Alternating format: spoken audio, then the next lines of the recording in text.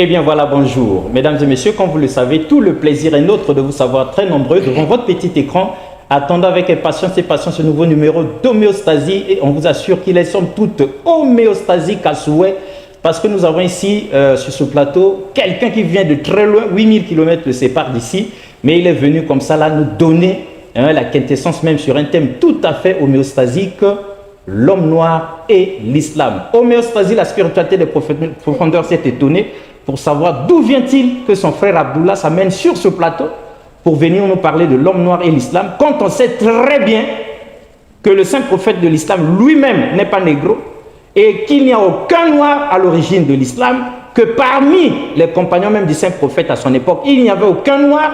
Donc l'Afrique où les noirs n'ont rien à voir avec l'islam. Normalement, on devrait fermer toutes les mosquées et faire repartir l'islam d'où ça vient. Ça ne sert absolument pas, qu'on vient nous dire ici, il y a un lien quelconque entre l'islam et l'homme noir, sinon l'homme noir et l'islam. D'où la pensée du jour, mesdames et messieurs. Les noirs ont peur de l'islam. Nous autres, nous ne voulons pas ça. Mais ce n'est pas homéostasie, la spiritualité de profondeur qui s'est amenée avec ce thème. C'est mon frère Abdullah qui est revenu de Paris. Il a fait Kinshasa, il est arrivé ici justement pour remettre la vérité sur ses rails, sinon remettre des points sur les i. Et il est accompagné par le très célèbre docteur Abdul Madid, hyper recherché dans le monde entier, au point où rien que le monde entier qui demande après Abdul Madid arrive à décharger le téléphone de la spiritualité des profondeurs. On dit, c'est quoi cette histoire-là? Abdul Madid, qu'est-ce qu'il a fait boire à tous les musulmans pour qu'on le réclame à corps et à cri? Chacun voudrait se retrouver dans son WhatsApp. Mais nous-mêmes, on ne sait même pas. Chacun veut avoir son numéro de téléphone. On ne peut pas vous le donner. Nous vous le disons chaque fois. Ce n'est pas notre faute, c'est pour permettre au docteur de se reposer. Parce qu'il n'est pas une machine. Alors, mon frère, bonjour. Bonjour, monsieur Alexandre. Docteur, bonjour. Bonjour. Ça nous ferait du bien de vous recevoir sur ce plateau. Nous savons que nous sommes partis pour édifier les nôtres. Et là, comme nous sommes homéostasiques, on a lu l'Afrique en tête. Mais on va regarder ça après. Alors, d'où vient-il qu'un musulman osa comme ça là venir sur ce plateau parler de l'homme noir et l'islam? Est-ce qu'il y a un lien entre l'islam et l'homme noir? Mais avant que vous répondiez à ces questions-là, qui êtes-vous, Abdullah? Bismillah ar-Rahman ar-Rahim, salatu wa salam ala rasulillah. Louange à Allah et que la paix et la bénédiction de Dieu soient sur toute personne ici présente qui recherche la guidée. Alors moi, je me présente Abdullah Al-Hanifi, membre du collectif Al-Hanifiya. C'est un collectif qui se veut dans l'interreligieux. Nous sommes en France. D'ailleurs, je salue et je passe un grand salam à mes frères, mes collègues, ma famille du collectif Al-Hanifiya. Et donc, on est parrainé par le docteur Abdul Majid ici, qui est ici présent. Et on essaie de faire un travail pour édifier nos concitoyens et toute personne en recherche de la vérité. Mon frère Abdullah, vous êtes beau, ça on le reconnaît. Intelligent, ça c'est vrai. Mais est-ce que vous connaissez l'islam? Est-ce que vous en avez la maîtrise? Sur ce plateau d'homéostasie, la spiritualité des profondeurs, nous avons peur du docteur Abdul Madid, il est là. Mais est-ce que vous, en venant avec ce thème-là, vous-même, vous connaissez l'islam? Vous avez la maîtrise des arcanes de l'islam, ou vous venez pour amuser la galère? Je n'aurais pas la prétention de dire que je maîtrise l'islam, ce serait prétentieux. Bon, déjà, vous m'avez dit la qualité que je suis beau. Ah, ça, vous êtes beau, c'est je ne sais indéniable. pas, ça, je ne veux pas prétendre. Nous-mêmes, nous avons. Je ne veux pas prétendre l'être. Mais bon, comme le prophète sallallahu alayhi wa sallam nous dit dans le hadith rapporté d'après Ibn Mas'ud dans le Sahih Muslim que Allah est beau et il aime ce qu'il est beau. Ah. Donc, je tente de. Mais la beauté, ce n'est pas un péché quand même. Non, je voulais dire Allah est beau et il d'accord. aime ce qu'il est beau. Ah, super. Donc, ça, ce n'est pas un problème. Maintenant, après, déjà par rapport à l'introduction que vous avez vue, vous avez déjà mis le pied à l'étrier, si je puis dire, lorsque vous nous dites que le prophète sallallahu alayhi wa sallam n'a pas de compagnon noir.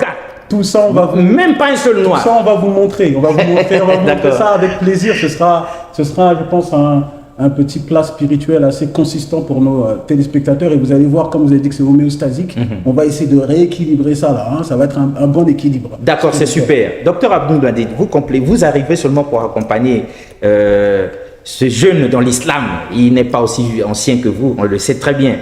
C'est vrai que vous n'êtes pas le principal, mais puisque le monde entier vous réclame, puisqu'ils sont partout à travers le monde à vous suivre, nous leur avons dit, restez scotchés. Aujourd'hui, là, vous l'aurez aujourd'hui, vous l'avez trop cherché, aujourd'hui vous l'avez. Alors, si vous avez 1 minute pour dire quelque chose à ceux qui vous suivent, en commençant par dire qui vous êtes, et à dire un mot tout à fait particulier à ceux qui criaient après vous, là, que leur diriez-vous?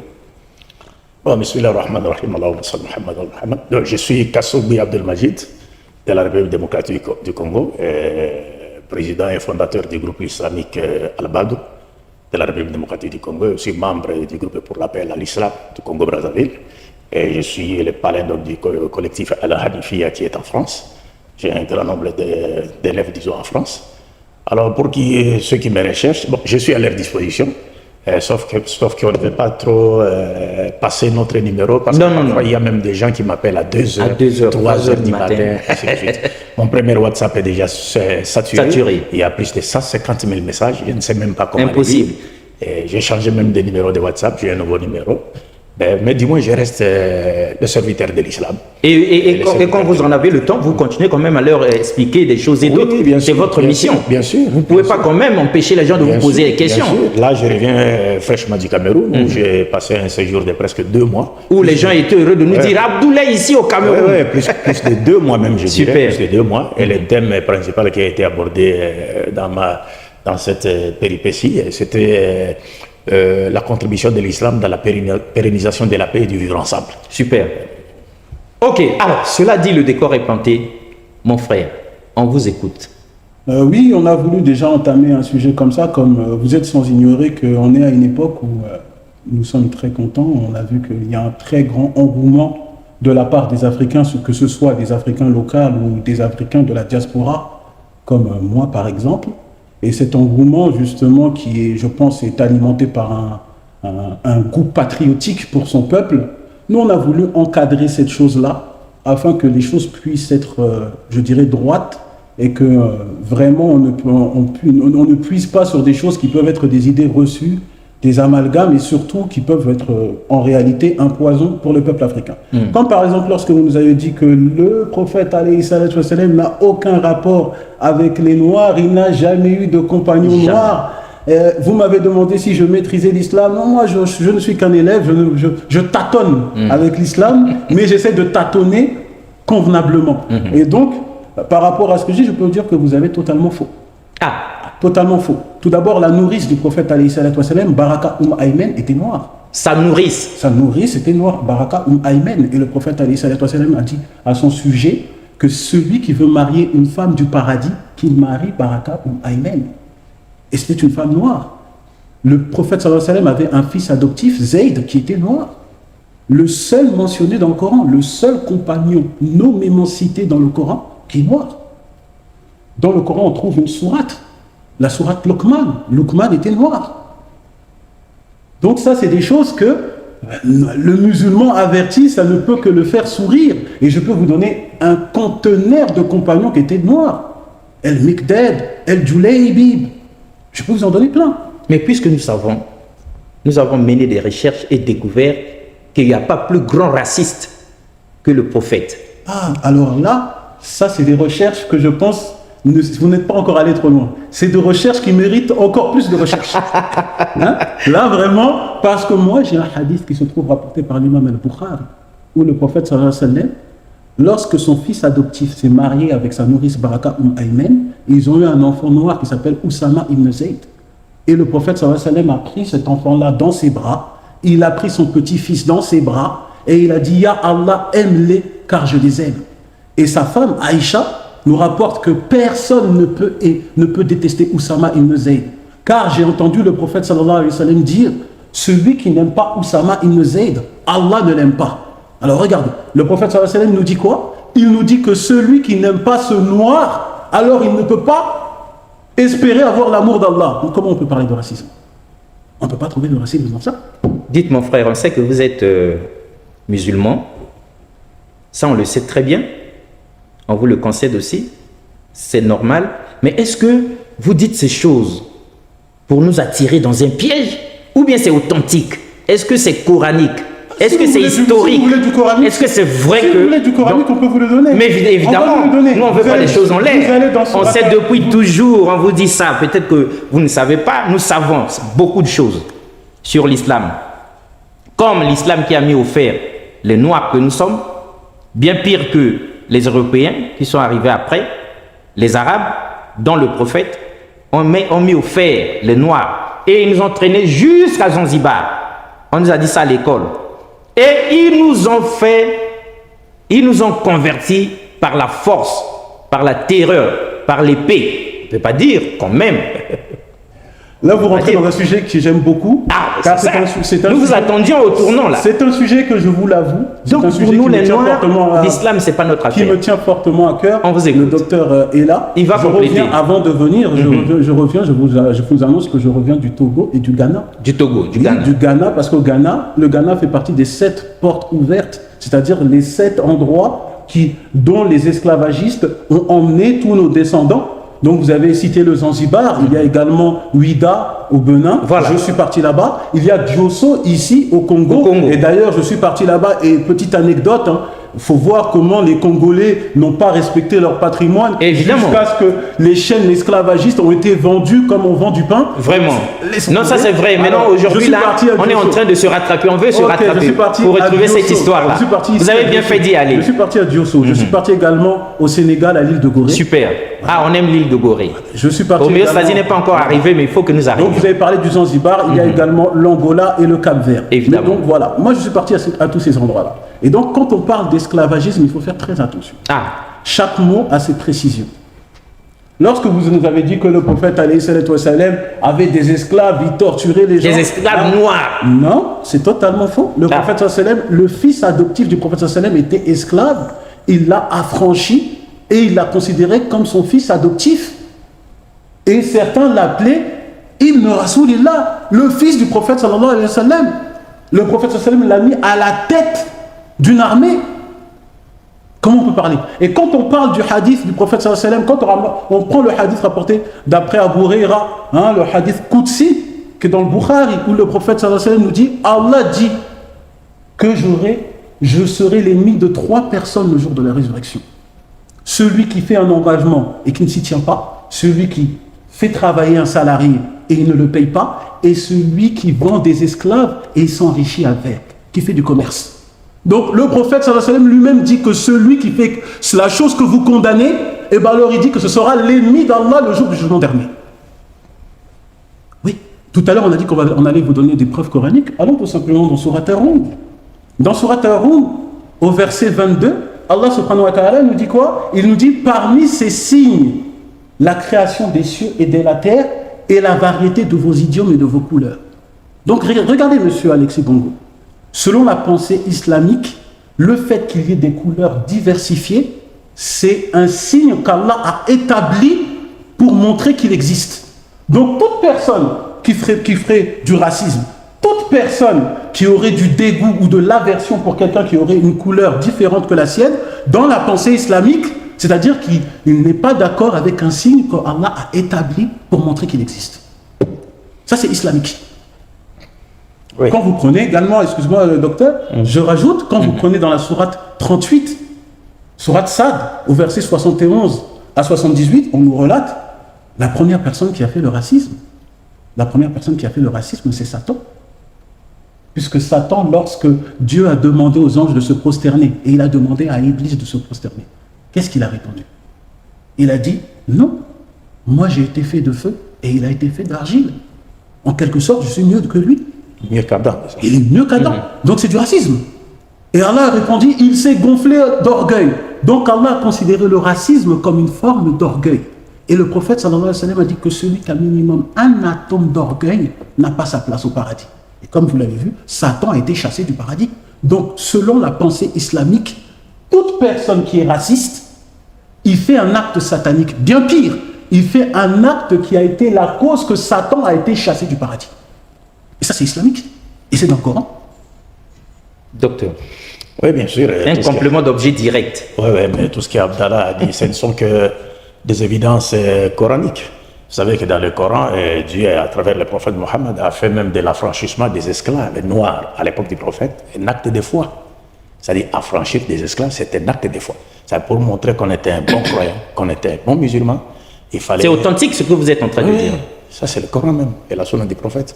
Donc les gens devraient faire la concurrence dans l'affranchissement des esclaves, libérer les esclaves, parce que le prophète lui-même a donné cet exemple, en libérant des esclaves. Et le prophète a dit, celui qui pratique le racisme n'est pas de nôtre. Celui qui pratique le racisme n'est pas de nôtre. Ça, c'est une parole du prophète. Donc si vous voyez aujourd'hui un musulman qui est raciste, c'est-à-dire qu'il n'a rien à voir avec l'islam. Et la confusion que les gens font souvent, c'est de confondre les actes des Arabes esclavagistes avec l'islam. Oui, mais c'était des musulmans, ces Arabes-là. Mais les actes qu'ils posaient. L'histoire a retenu ces actes-là. Et ça nous a transmis ça. Mais un mauvais footballeur ne remet pas en cause la qualité du football. Mais c'est comme quelqu'un qui ne sait pas conduire et qui prend une voiture Mercedes et va la cogner contre le mur. Ou bien renverser des enfants. Il n'y a qu'un loufoque qui dira que la faute est au fabricant. Il ne connaissait rien. Pourtant, les fabricants n'ont rien à voir. Non, il a mis le frein, il a mis tout ce qu'il faut. Tout ce qu'il faut était là. Alors donc, l'islam n'a rien à voir. Donc, c'est cela la différence même entre le Coran et la Bible. Parce que quand vous essayez de faire une étude comparée entre le Coran et la Bible, vous verrez que dans la Bible, il y a des versets qui encouragent l'esclavage. Oui, dans la Bible.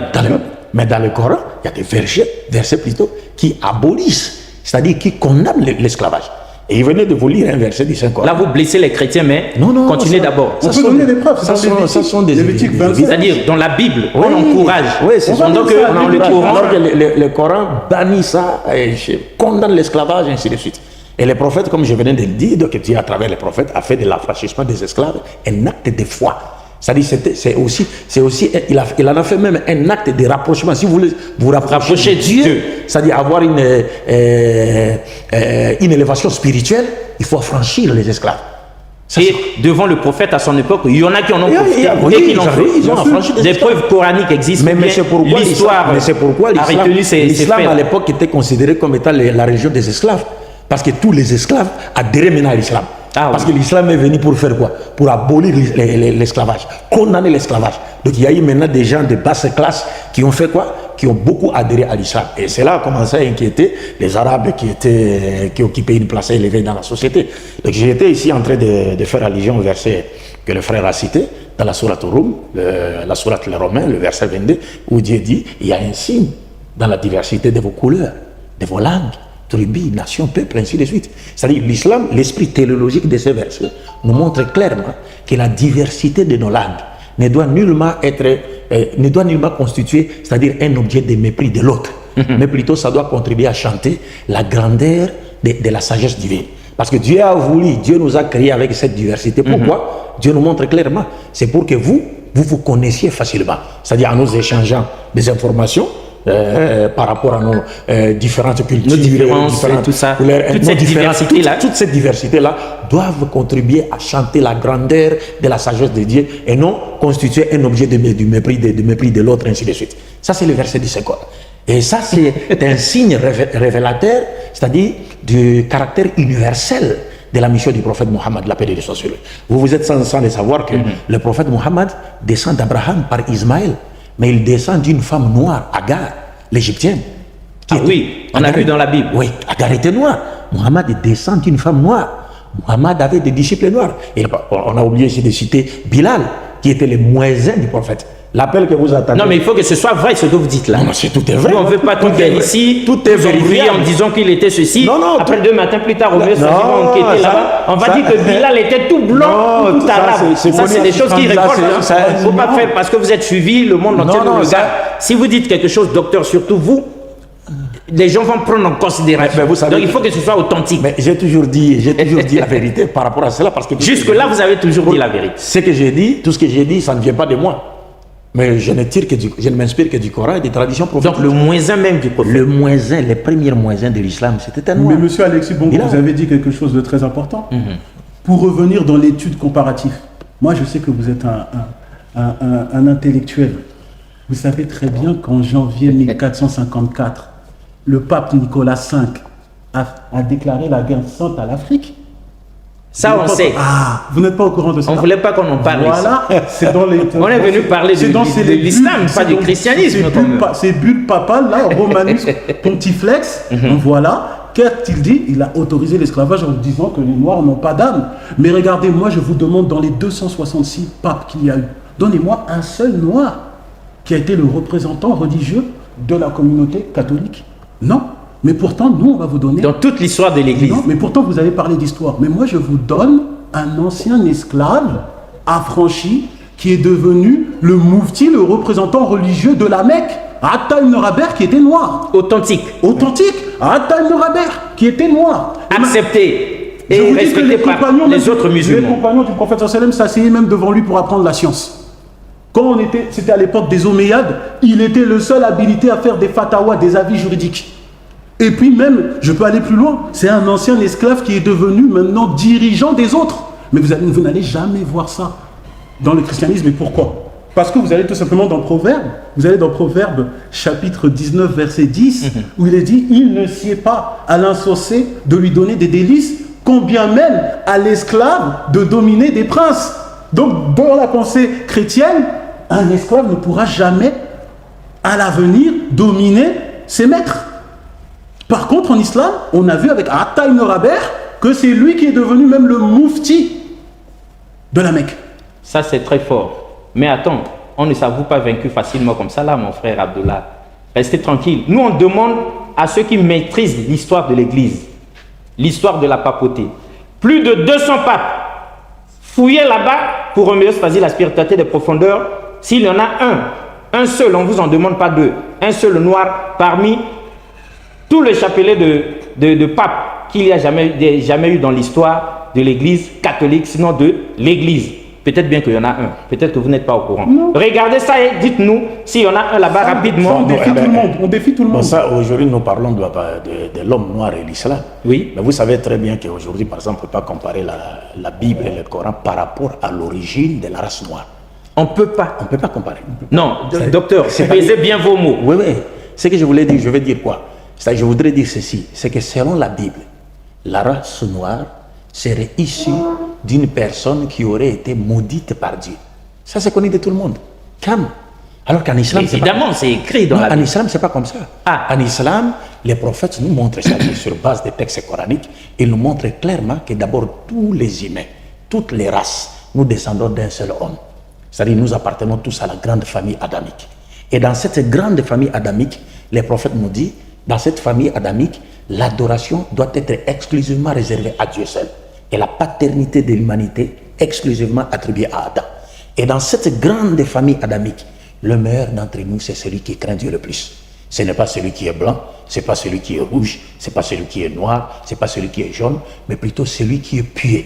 Sur le plan vertical, le meilleur d'entre nous est celui qui craint Dieu le plus. Et sur le plan horizontal, le meilleur d'entre nous, c'est celui qui est utile aux autres. C'est ce que l'islam nous enseigne.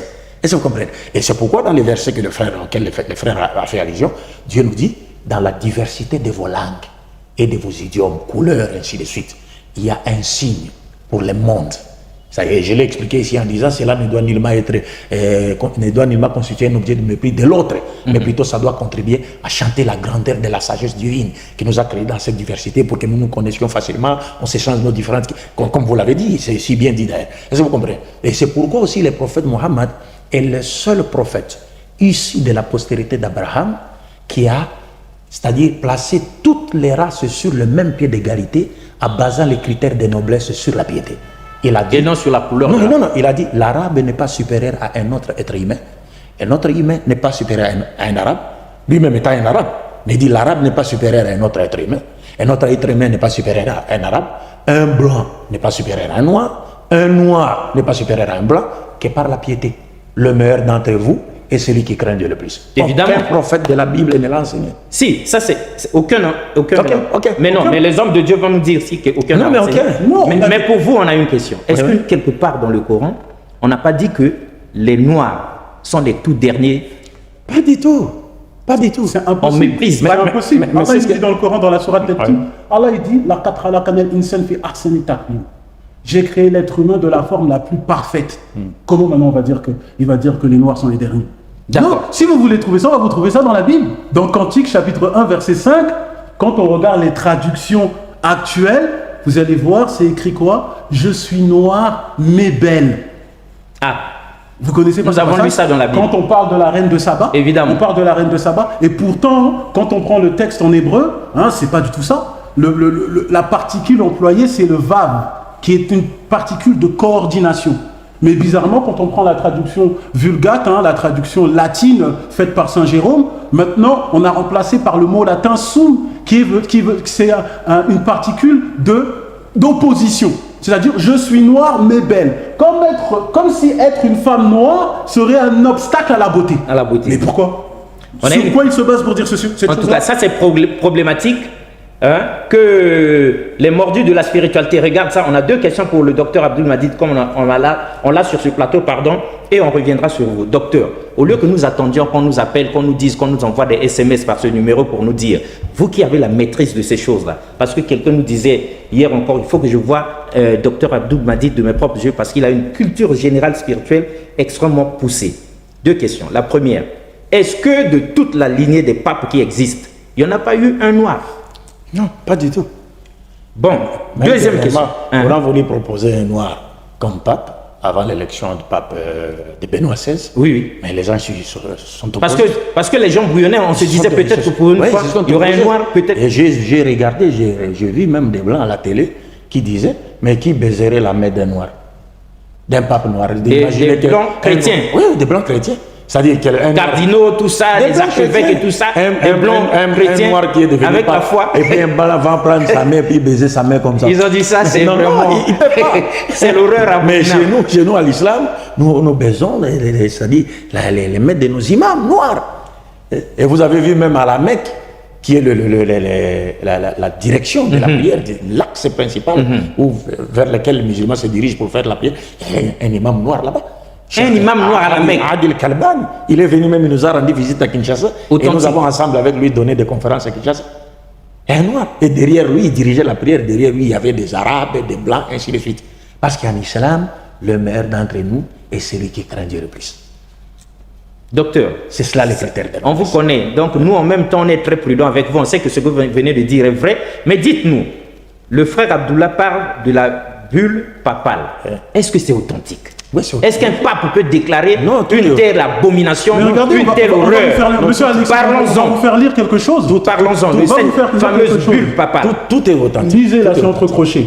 Entre crochets. Ça, c'est le commentaire de Rachid, l'un des plus grands commentateurs juifs. D'accord. Alors, il nous dit, voilà la traduction littérale du verset de Genèse, chapitre 12, verset 11, quand Abraham s'apprêtait à rentrer en Égypte avec Sarah. Lisez-nous le passage avec crochet. Voilà. Le moment est venu, maintenant, de se faire du souci à cause de ta beauté. Je savais depuis longtemps que tu es belle, mais nous arrivons maintenant parmi des gens noirs et laids, les frères des habitants de Couche, qui n'ont pas l'habitude de voir de belles femmes. Vous comprenez? C'est grave. Maintenant, demandez à tous ces pasteurs-là de dire Amen. Non, mais ce n'est pas un pasteur qui a écrit. Mais en tout cas, lui, s'il se réfère aux traditions juives, en tout cas, ce verset-là, la tradition littérale, c'est celle-ci. C'est comme quoi que Abraham aurait dit à Sarah, voilà, tu t'apprêtes à rentrer dans un peuple de gens noirs. Bon, déjà, ça nous fait plaisir. Ils n'ont pas l'habitude de voir de belles femmes. Au moins, il admet que l'Égypte antique était noire. Bon, ça nous fait déjà plaisir. Ça fait plaisir, énormément. Au moins, les écrits de Hérodote, la dernière fois, à la chaîne Télé Congo, il y avait un de nos voisins qui nous disait que non, les Noirs n'ont jamais eu de puissance. Voilà, il faut qu'ils rejoignent leurs frères extraterrestres, les 9000 Noirs extraterrestres, comme s'il n'y avait pas assez de Noirs ici. Sur Terre, moi je lui laisse la planète extraterrestre. Je ne sais pas. Évidemment, voilà, vous donc, parlez de Maître Dembokolo. Voilà, donc avec le vaisseau. Il y a un vaisseau dans le ciel avec 9000 anges noirs. Ils viennent pour sauver l'Afrique. On lui paye son billet d'avion, plutôt son billet de soucoupe volante. De soucoupe volante. On a du travail à faire. Ou de vaisseau spatial. Ici sur Terre. Écoutez, nous ne pouvons pas adhérer à cette chose-là parce que le musulman averti, je vous l'ai dit, il a déjà lu le Coran. Ça veut dire, il sait que Allah a créé l'être humain de la forme la plus parfaite. Donc toute personne qui adhère à cette chose-là, il contredit la pensée coranique. Dans Surat Ar-Rum, le verset 30 de cette même sourate, Allah dit La tabdila li khaliqillah. Il n'y a pas de changement. Pas de changement dans la création d'Allah. C'est interdit de changer sa création. Super. On a une question pour vous, mes docteurs. Ceux qui nous suivent avec attention veulent profiter de votre présence au moment où vous êtes venus aider le frère et nous aider. Ils posent cette question-là rapidement, une petite leçon d'histoire. C'est quoi la bulle papale? Ça sort d'où? C'était à quelle occasion? Ça veut dire quoi? Non, vous savez... La fameuse bulle papale. Oui, ça sont des décisions prises par le Vatican. Moi, je n'aimerais pas trop rentrer dans cette histoire Sinon, de ne pas blesser les sentiments. Voilà, on risque de dire, voilà, bon, il a dit ceci. Ceci, mais oui, mais pour ceux qui veulent savoir, c'était quoi cette histoire? Dis-moi, c'est historique. C'est historique, c'est connu. C'est historique, c'est connu, c'est scientifique même. Parce que ce sont des décisions qui ont été prises par la haute hiérarchie. Et des décisions qui ont fait souffrir toute une race. Souffrir toute une race. Qui ont légitimé l'esclavage. Oui, c'est ça. C'est ça. Et ça, c'est en se basant sur l'esprit théologique de certains versets de la Bible. Parce que déjà, dans l'Ancien Testament, l'esclavage est autorisé. Et dans le Nouveau Testament, par exemple, Paul, quand tu te parles, il te dit que non, que les esclaves respectent, obéissent à leur maître. Comme s'il convient d'obéir à Dieu. Vous voyez, ça c'est un enseignement qui ne poussera là, jamais. Paul demande carrément qu'on se soumette. Est-ce que vous comprenez? Que les esclaves acceptent de rester esclaves, la condition d'esclavage. Votre condition d'esclave. Les hommes de Dieu, il faut regarder ça. Est-ce que Paul l'a dit ou pas? Nous ne maîtrisons pas, mais le docteur l'a dit. Souvent, quand il dit quelque chose, c'est vrai. Mais regardez ce que Paul n'a pas poussé comme ça les esclaves à rester esclaves et à adorer leur maître. On peut rajouter, quand vous allez dans Luc chapitre 7, versets 1 à 10, vous connaissez l'histoire du centurion romain, que voilà, quand son esclave était malade, il a demandé à Jésus de le guérir, et puis Jésus a dit, je ne connais pas dans tout Israël quelqu'un qui a une foi semblable à celui-ci. Mais regardez bien, regardez bien, monsieur Alexis Bongo. Le centurier romain avait un esclave. Jésus ne voyait pas un obstacle à sa foi qu'il ait un esclave. Il a dit non, malgré qu'il a un esclave, en tout cas dans Israël, il n'y a pas quelqu'un qui a une foi semblable à celui-ci. En tout cas. Mais pourtant, quand on regarde le prophète sallallahu alayhi wa sallam, quand on regarde le hadith rapporté d'après Bukhari, quand le prophète sallallahu alayhi wa sallam nous dit celui qui affranchit un esclave, Allah sauvera son corps du feu comme il a sauvé le corps de cet esclave. Vous voyez que le prophète alayhi wa sallam, il a mis un lien avec la foi, le fait de pouvoir être sauvé du feu par le fait d'affranchir un esclave. Très très important. C'est très important. En tout cas, c'est le jour et la nuit quand on compare, quand on fait une étude comparative avec ce qui est écrit dans la Bible. Le docteur Abdul Majid s'est retenu parce qu'après on va le dire, oui, le docteur, c'est pas le docteur, c'est historique. La bulle papale, quand ça se prenait, le docteur n'était même pas encore né. Nous, il le fait de constater les dégâts parce que ça a mis en esclavage tout un peuple durant plus de 4 siècles.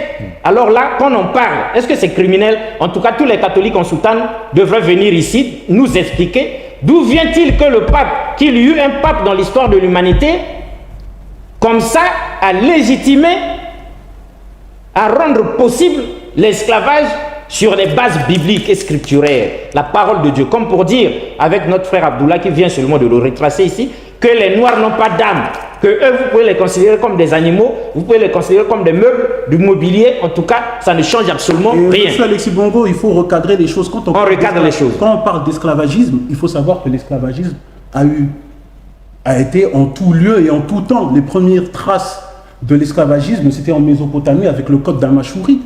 Et les esclaves, ce n'était pas une même forme d'esclavagisme comme l'esclavagisme qu'on peut voir par exemple biblique. Quand vous allez biblique, on peut frapper son esclave. Vous allez dans Proverbes, par exemple, chapitre 29, verset 19, ce n'est pas par la parole qu'on châtie l'esclave. C'est biblique. Et biblique. Quand vous allez dans Exode chapitre 21, le maître peut frapper son esclave. S'il ne le tue pas, il n'est pas puni. Mais pourtant, islamiquement parlant, celui qui frappait son esclave, parce qu'on va même rentrer dans ce terme qui est servant, celui qui frappait son esclave devait l'affranchir. Vous prenez le Sahih Muslim d'après Abou Massoud. Celui qui frappait son esclave on vous dit, devait l'affranchir. Je vous donne l'histoire d'Abou Massoud qui avait frappé son esclave. Le prophète sallallahu alayhi wa sallam s'est énervé, il lui a dit, Allah a plus d'autorité sur toi que toi sur cet homme. Et Abou Massoud a dit, moi, par amour d'Allah, je l'affranchis. Et le prophète sallallahu alayhi wa sallam, il a dit, si tu n'aurais pas fait ça, les portes de l'enfer te seraient ouvertes et le feu t'aurait brûlé. Nous, on a des textes comme ça, c'est un conteneur. C'est authentique. C'est-à-dire qu'il y a un certain nombre de mécanismes qui ont été établis par le prophète lui-même et qui visaient à affranchir tous les esclaves. Mais on a l'impression que le prophète avait cerné tous les problèmes. Oui, mais parce que vous savez même les solutions qui ont été apportées par les prophètes, c'est pas comme celles qui ont été apportées par les Américains. Avec pas des solutions limitées. La lutte, par exemple, de Lincoln contre l'esclavage, ainsi de suite. Quand on a cherché à affranchir les Noirs, mais ils ont trouvé des problèmes sérieux, de sorte que certains esclaves ont même souhaité retourner chez leur maître. Évidemment. Alors qu'à l'époque du prophète, ce n'était pas comme ça. Il y avait des mécanismes, c'est Dieu lui-même qui l'avait inspiré au prophète, et quand on les mettait en pratique directement, les choses allaient comme sur des rails. Vous voyez. Donc ça poussait les gens à considérer les esclaves comme étant leurs frères. Le prophète exigeait même au maître de s'habiller comme son esclave. Alors si vous ne pouvez pas vous habiller comme votre esclave, vous devez faire quoi? Vous devez l'affranchir.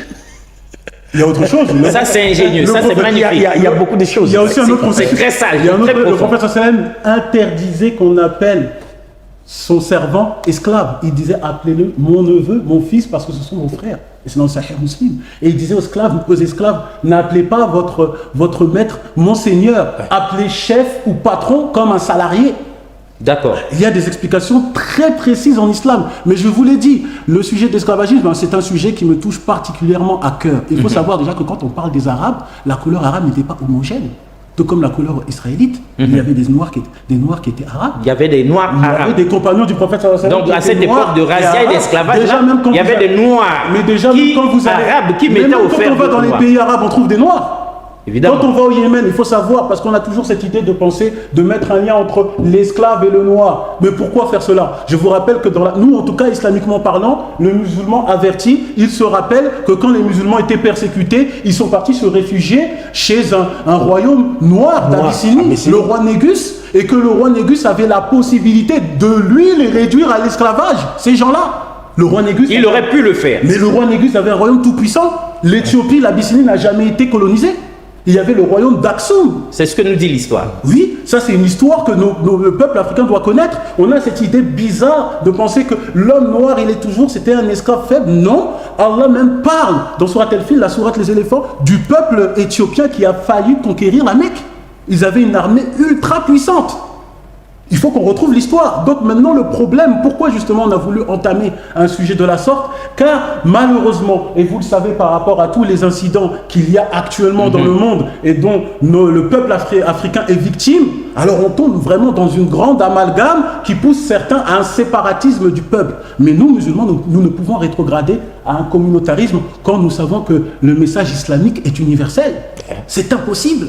Ça, c'est revenir au niveau -1 quand nous sommes déjà au 18e étage. C'est impossible. Est-ce que vous comprenez, monsieur Alexis Bangou? C'est très important. On s'efforce de comprendre. Ah, c'est très important, monsieur. On s'efforce de comprendre, mais mon frère Abdullah, bon, quoique n'étant pas musulman, est-ce que je peux me permettre d'appeler mon frère Abdullah et ça ne vous blesse pas? Non, ça ne vous fait rien. D'accord. Non, Mais non.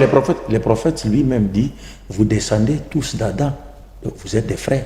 Ah, Nous super. sommes tous des frères parce que nous descendons tous d'Adam. Super. Mon frère Abdullah, une question pour vous et le docteur répondra aussi. On est entre nous. On parle de l'homme noir et l'islam. Ici, c'est des noirs qui sont là. Alors, ne faites pas comme si,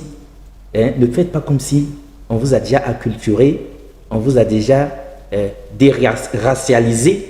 On crée un mot là, on ne sait pas. Le docteur sait que nous inventons quelque chose comme pour dire on a retiré le logiciel racial pour en mettre un autre. Vous êtes noirs. Nous sommes noirs. Merci docteur. Dites-nous, entre nous, est-ce que les noirs musulmans, les musulmans noirs, sont vraiment des musulmans au même titre que les autres musulmans du monde? Devant Dieu, oui. Ils sont considérés.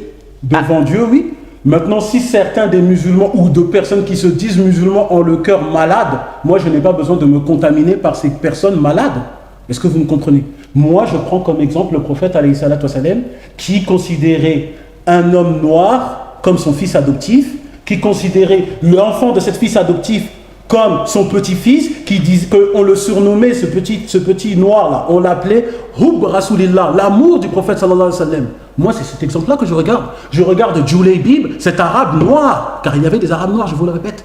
Et Julaybib, le prophète sallallahu alayhi wa sallam disait Ada minni wa ana minnu, celui-là est de moi et moi je suis de lui. Nous, c'était cet exemple-là qu'on prend. On n'a pas besoin de regarder les mauvais footballeurs.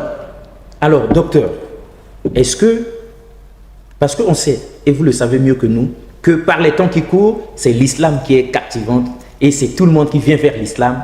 En tout cas, les conversions se sont beaucoup plus vers l'islam qu'ailleurs. Ça, on sait. Mais est-ce que tous ces noirs-là, tous ces jeunes-là, tout ce monde qui se convertit à l'islam-là, aussi négro que nous-là, est-ce que vous pensez qu'ils sont vraiment des musulmans est considéré comme tel dans les archives de l'islam, de la religion, jusqu'à la Mecque, on sait que c'est des musulmans, Non, des vrais musulmans. Non seulement. Ou bien c'est des musulmans de basse classe. On fait ça seulement pour que ça puisse occuper la terre, mais voilà, on fait comme s'ils étaient comme nous, hein? On fait semblant un peu, mais ils ne sont pas comme nous. Non, on ne peut pas faire semblant Qui décide de qui est musulman et qui ne l'est pas? On ne peut pas faire semblant lorsqu'on sait qu'il y a des textes coraniques et des textes tirés de la tradition prophétique, n'est-ce pas, qui montrent clairement au noir qu'ils ont leur place, n'est-ce pas, dans l'humanité. Parce que comme je l'ai dit, les prophètes ont dit... Parce que ce sont ces textes qui font autorité. Mais c'est ça. C'est l'islam, ce sont les textes. Ce n'est pas le comportement des Arabes. Des uns et des autres. Mais il y a une sourate qui porte le nom d'un noir. Sourate Luqman. Oui. Ça porte le nom d'un noir. Ça, c'est fort. C'est fort. Et dans cette sourate, attention, dans cette sourate, c'est-à-dire chaque musulman qui lit le Coran, il est obligé de faire l'éloge de cette personne noire. Puisque dans le passage islamique, parce que regardez, je vais vous faire lire même un passage du deuxième Moïse dans la tradition juive, Maïmonide, le Rambam, ce livre-là, qui, d'ailleurs, petite anecdote, il a été écrit en arabe et traduit en hébreu, parce que c'est une personne qui a vécu dans le monde arabe. Donc pour toute personne qui nous disent les musulmans, leur hobby, c'est de traquer les juifs, sachez que la plus grande autorité juive a vécu en prospérité dans le monde musulman. Regardez ce qu'il dit. Non seulement cela, mais les juifs ont également connu leur âge d'or sous la domination musulmane. Et il y avait aussi dans le peuple israélite, j'en parlais avec docteur hier, il y a des Israélites qui étaient noirs.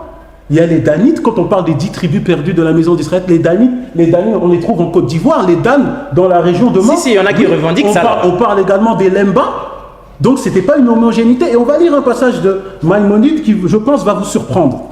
Regardez qu'est-ce qu'il nous dit, c'est dans le livre Le Guide des Égarés, c'est une référence. Il nous dit ceci. Quant à ceux qui étaient hors de la ville, hors d'Israël, ce sont tous les hommes qui n'ont aucune croyance religieuse, ni spéculative, ni traditionnelle. Comme, par exemple, il donne des exemples, les derniers des Turcs dans l'extrême nord, les nègres dans l'extrême sud, et ceux qui leur ressemblent dans nos climats. Ceux-là sont considérés comme des animaux irraisonnables. Je ne les place point au rang des hommes. C'est-à-dire, selon Maïmonide, en dehors d'Israël, personne n'avait une religion, on ne connaissait pas Dieu.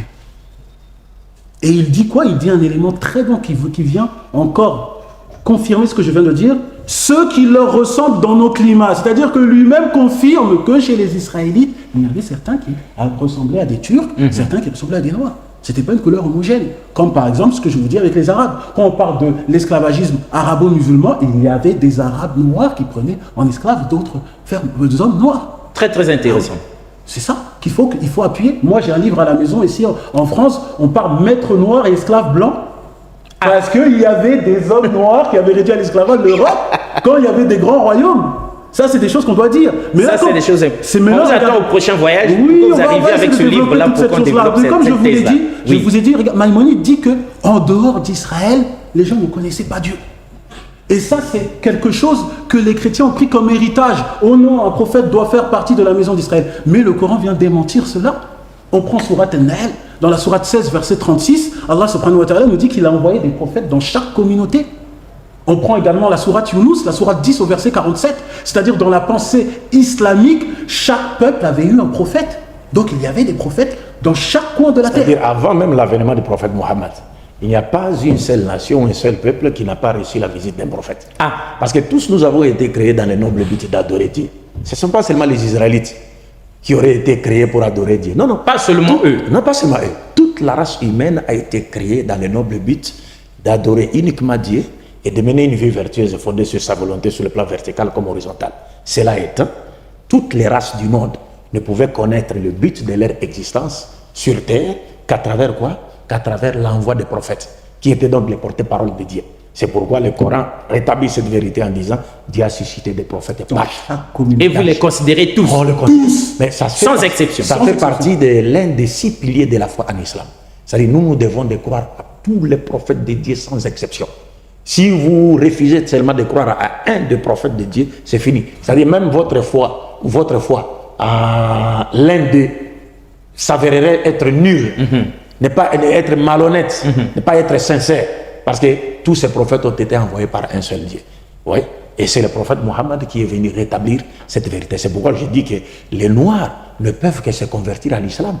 Parce qu'ils retrouvent leur valeur. Normalement, naturellement. Parce qu'ils retrouvent leur place dans l'islam. C'est l'islam, c'est Mohammed seul qui a placé toutes les races sur le même pied d'égalité et qui a basé les critères de noblesse sur la piété, qui a eu des disciples noirs de son vivant, qui est sorti d'une femme noire Agar et qui a épousé une femme noire. Et regardez les chrétiens comment qui a épousé une femme noire. Regardez comment les chrétiens ont adoré, ont épousé des idées juives. Aujourd'hui, pourquoi on cherche à minimiser Agar? Pourquoi on cherche à minimiser Agar? On dit d'Agar qu'elle était esclave, alors qu'Agar n'a jamais été esclave. Agar était la fille. Oui, ça c'est vous qui avez soulevé cette vérité. Nous l'avons soulevé, mais c'est reconnu par les Juifs eux-mêmes. Agar était la fille du pharaon d'Égypte.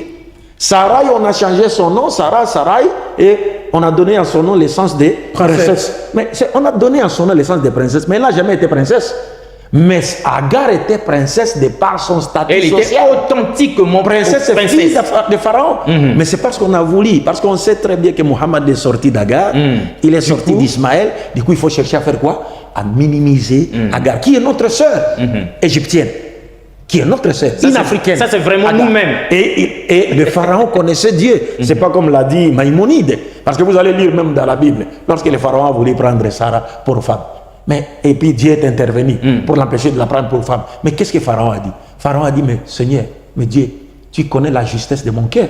S'il ne me l'avait pas présenté comme étant sa sœur, je n'aurais jamais cherché à la prendre pour femme. Mais comment le Pharaon a-t-il connu Dieu? Et Dieu a dit, très intéressant. Dieu a dit, et c'est à cause de la justesse de ton cœur que je suis intervenu pour t'empêcher de prendre cette femme. Mais comment le pharaon a-t-il connu Dieu? Comment le pharaon a pu comme ça la connaître Dieu? Est-ce que vous comprenez? Mais on va vous dire que non, personne ne connaissait Dieu si ce n'est les enfants d'Israël. Non, le Coran nous dit, en tout cas, il nous reste une minute. Prophètes partout. Il nous reste une minute, mais nous posons cette question-ci à tous les hommes de Dieu, à tous les hommes en soutane. Comment même Pharaon lui-même a pu comme ça la connaître Dieu? Et même comment Dieu a pu venir converser avec Pharaon. Voilà la problématique. Il n'y a pas que Israël avoir été en relation avec Dieu. Nous reviendrons sur ça. Ce qu'il faut dire ici, c'est quoi? C'est-à-dire, ce n'est pas seulement Israël, mais ce qui est vrai, c'est que c'est Abraham que Dieu avait choisi. Ça c'est vrai, reconnu. C'est-à-dire, Dieu a suscité des prophètes partout, mais il a choisi Abraham. Et il a dit, c'est à travers lui que toute l'humanité sera sauvée. En d'autres termes, les juifs et les chrétiens, musulmans sont d'accord. Quand ils lisent ces versets, ils comprennent, comme voulant dire, c'est à travers un descendant d'Abraham que toute l'humanité sera sauvée. Et ils divergent seulement sur l'identité. Sur l'identité. Reste à savoir les juifs disent qu'il s'agit de leur Messie, voilà. qui n'est pas Jésus. Chacun tire le drap les chrétiens disent qu'il s'agit de Jésus. Et les musulmans disent qu'il s'agit de Mohammed. Et nous disons qu'il s'agit de Mohammed parce que Mohammed est le seul prophète qui a placé toutes les races sur le même pied d'égalité. Et il a basé les critères de noblesse sur la piété. Et il est le seul prophète ici de la postérité d'Abraham qui a dit, j'ai été envoyé à l'humanité tout entière. J'ai clos la prophétie. Il n'y a pas de prophète après moi. L'arabe n'est pas supérieur à notre être humain, comme nous l'avons dit ici. Et notre être humain n'est pas supérieur à un arabe. Un blanc n'est pas supérieur à un noir n'est pas supérieur à un blanc, qui est par la piété. Le meilleur d'entre vous est celui qui craint Dieu le plus. Super. Et ça, qui peut s'opposer à ça? Qui peut contester ça? Qu'est-ce qu'il y a de plus grand? Ou encore, qu'est-ce qu'il y a de plus équilibré que ça? Affaire à suivre, sinon nous sommes arrivés à la fin de cette émission, c'est l'atterrissage. Mon frère Abdullah, oui. Je veux juste faire un petit truc parce que le docteur m'a dit très important. Aujourd'hui, je dois frapper à sa place. Frapper. On vous donne une minute pour frapper. La dernière minute. Allah, nous, quand on a dit l'homme noir et l'islam, il faut savoir, ne nous méprisons pas. Nous ne méprenons pas. On a voulu faire zoomer une page, mais le livre islamique est universel. Allah nous dit dans le Coran, dans la sourate 21, verset 107, wa ma arsalnaka illa rahmatan lil alamin. Il a envoyé le prophète sallam comme miséricorde à tout l'univers. Regardez quand on prend un hadith authentique dans le Musnad de l'imam Ahmed où le prophète sallam parlait avec 3 personnes. Il parlait avec Bilal ibn Rabah, le muezzin noir. Rapidement, on est arrivé à l'atterrissage. Il parlait avec un pauvre, Yazir. Il parlait avec Mirja, un autre noir. Et les Korishites noirs ont dit, voilà, toi tu parles avec eux, ils ne sont pas de notre classe sociale, ils ne sont pas comme nous. Si tu veux qu'on parle de l'islam, repousse-les. Et le prophète sallam a dit, je ne repousse pas les croyants. Et un verset coranique est descendu. Sourate 5, verset 62, ne repousse pas ceux qui, matin et soir, implorent leur Seigneur, recherchant sa face. Mais faites le comparatif avec Jésus, qui lui a repoussé quelqu'un qui n'était pas israélite. dans Matthieu chapitre 15, verset 24. Je n'ai été envoyé qu'aux brebis perdues de la maison d'Israël. Regardez la différence. Le prophète sallallahu ne repousse personne. Jésus lui a dit, je n'ai été envoyé que pour les brebis perdues. Et il n'avait pas tort. Il n'avait pas tort. Et il n'avait pas tort. Sa mission était circonscrite au peuple d'Israël. Il n'avait pas tort. C'était que la vérité. En Celle tout de cas, Muhammad était universelle. super. En tout cas, on est arrivé à la fin de cette émission, mais en tout cas, on demande à DRTV de nous accorder 30 secondes. On est arrivé à l'atterrissage, bel atterrissage, déjà fait, mais vous avez ici quelque chose, on avait lu en passant. L'Afrique en tête, en 30 secondes, ça veut dire quoi? Au fait, c'est un commentaire biblique contemporain avec 70 théologiens africains. Et donc, il y avait des révélations qui allaient encore vous faire trembler. Ça sera au prochain numéro. Quand vous serez revenu. On aime cette température. C'est bien de décrypter ces vérités-là. Donc, c'est avec commentaire biblique avec 70 théologiens africains qui a été confirmé, approuvé par les plus grands théologiens, dont par exemple Henri Blocher, un théologien international dont j'ai eu l'opportunité de débattre. Et donc, on avait voulu vous montrer. On avait voulu creuser là-dedans, mais c'est affaire à suivre. Affaire à suivre. En tout cas, toutes mes félicitations, mon frère. Vous nous avez ouvert les yeux sur la vérité, sur l'islam. Vous qui disiez qu'il n'y avait aucun lien entre le saint prophète de l'islam et l'Afrique, vous vous étiez trompé. Vous qui disiez qu'il n'y avait aucun noir autour du prophète, vous l'avez entendu. Et que vous qui dites qu'aujourd'hui, l'Afrique devrait penser à autre chose qu'à l'islam, vous vous trompez énormément parce que la vérité africaine est essentiellement islamique. Et c'est ça ce que nous venons de découvrir. Et c'est ça la voie de sortie pour cette Afrique qui se cherche, qui est comme ça là, le dernier des continents. Au revoir et à la prochaine. Merci beaucoup une fois de plus.